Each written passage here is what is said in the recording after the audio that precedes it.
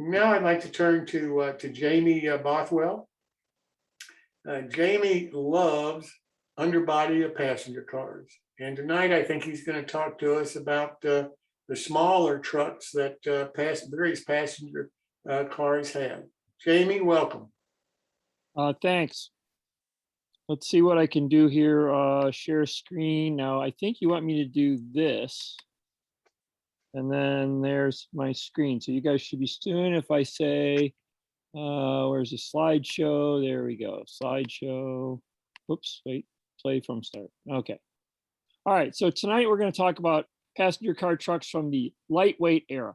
And again, these would be cars that would be like, say, Pullman sleepers. Maybe if you bought your railroad bought lightweight coaches. We're not going to deal with any sort of proprietary trucks for various railroads. I know the Pennsylvania love their own trucks. We're not going to deal with those. The Reading truck, I think Clark pointed out that one truck picture I showed you last week is called a Taylor truck. So anyway, that's where we're going tonight. So here we go. Okay, so I talked about this a little bit last week. This happens to be a freight car, but I found it in my collection of photographs, so I thought I'd throw it in there.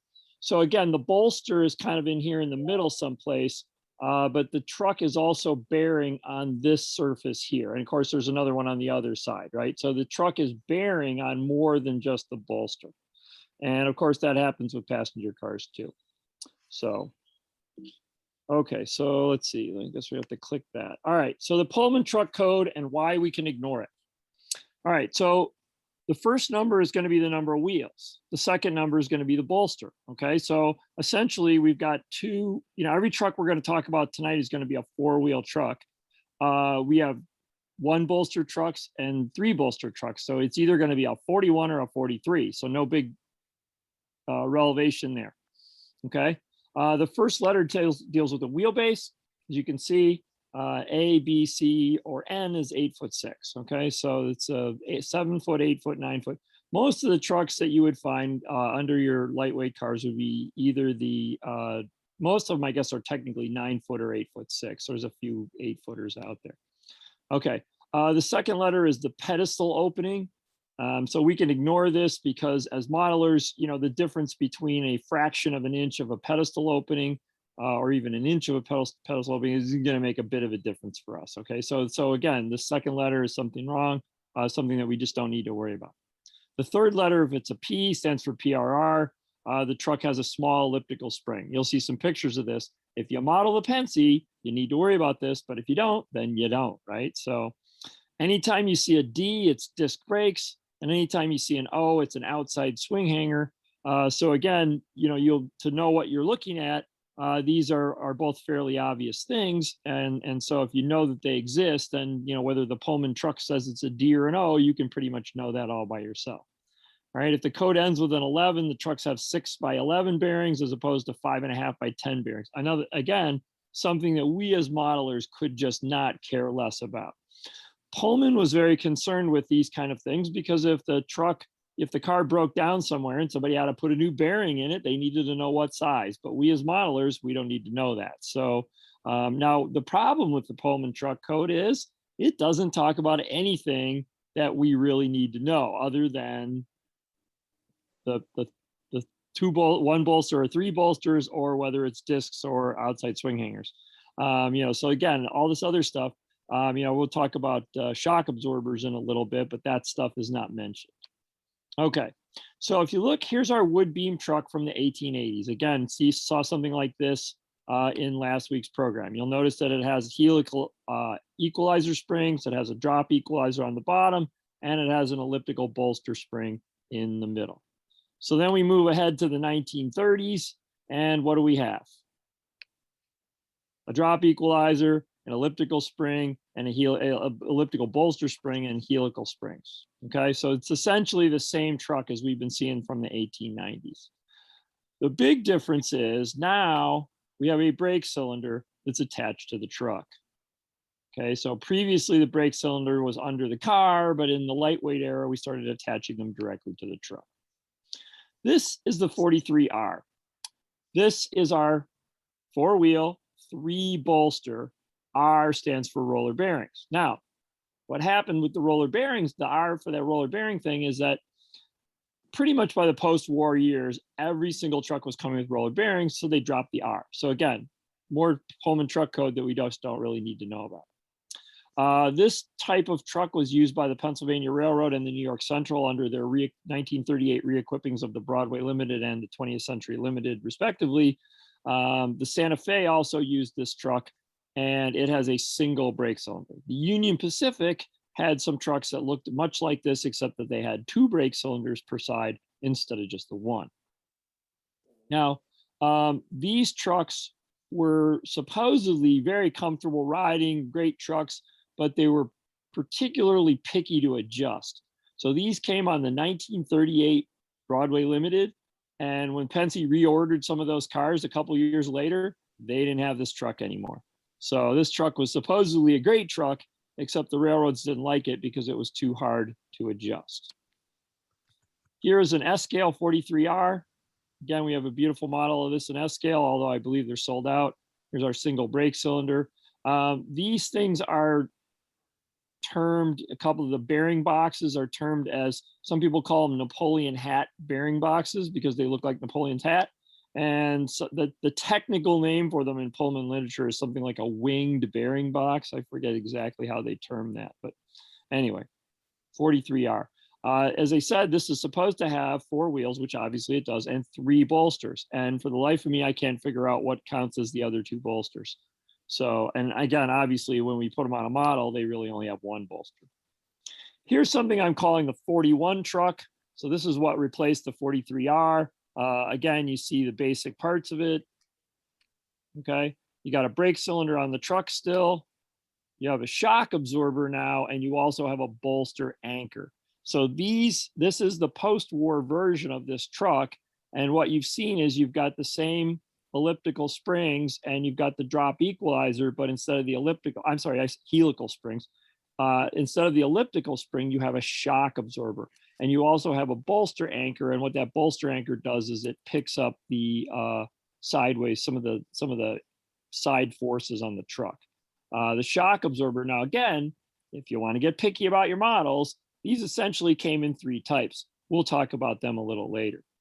Now, the thing about the bolster anchor is the bolster anchor, like, there's a piece in the middle and a piece out toward the bearing. That piece toward the bearing should point at the middle of the car.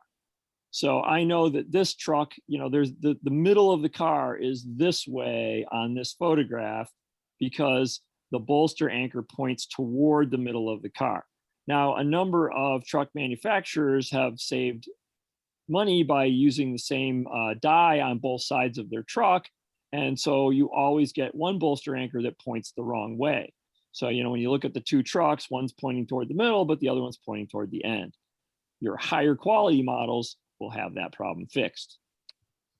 We in S-scale take care of that because we have to add our own bolster anchors to the trucks that we have. And so by doing that, they automatically get correctly, well, they don't automatically, but you can certainly correctly position them. Okay, so this is a later model of 41. This is a 41ND. Again, this is a disc brake truck. You don't see the brake shoes out here, so that's why it has a D. It has the N because it's an 8-foot 6-inch wheelbase. This one has an I Beam drop equalizer. This became popular a little later, maybe sort of the 1950s. They started shipping these with this I Beam as a drop equalizer. So you can see the shape of the I Beam the shape of the drop equalizer is an I Beam.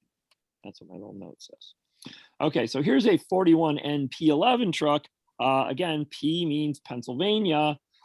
This particular car happens to be a Norfolk and Western car, but it was bought to run through on the Pennsylvania Railroad. And so the trucks came equipped to Pennsylvania specifications. So again, the Pennsylvania Railroad hated anything adjustable. They didn't want to adjust shock absorbers or rotary snubbers. Again, we'll get to those in a sec. So they put in this little tiny elliptical spring, and that kept the sideways motion of the truck in check. And so then, the leaf spring, the leaves of metal rub over each other, and the amount of friction in there does the shock absorbing for you. So the spring is its own shock absorber. So they didn't have to worry about that. All right, so here's, oh, I have two. Oh, I'm sorry. Okay, so here's a 41 NP11 with an I Beam Equalizer.